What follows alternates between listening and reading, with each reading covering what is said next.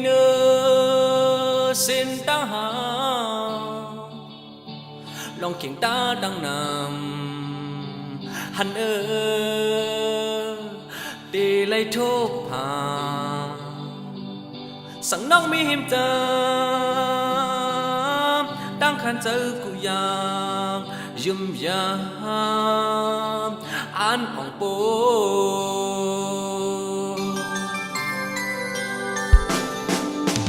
nàng dung trong can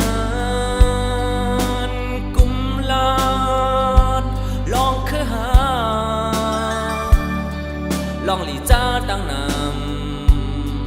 hắn ơ tì lấy lát hà sẵn nông mi hiểm tâm đang mây chớ cụ giang dùm giang tất một hà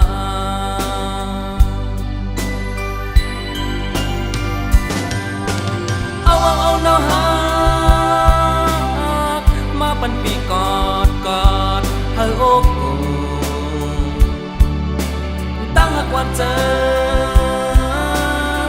bị bắn hai lại tổ ta mình cứ tăng hạt quan chân bị bắn trang hai tổ ta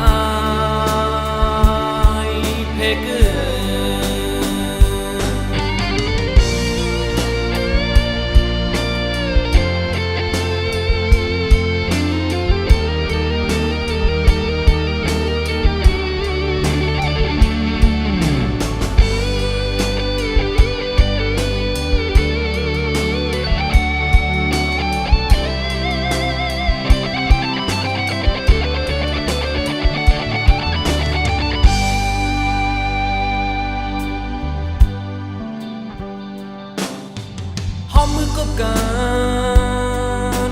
tăng bên na hơn hà lòng phật hoa hà sòng hắn ơ tì lấy sơ xa sẵn nắng mỉm tâm đang khơi bên của nhà dùm nhà tuyến cực bên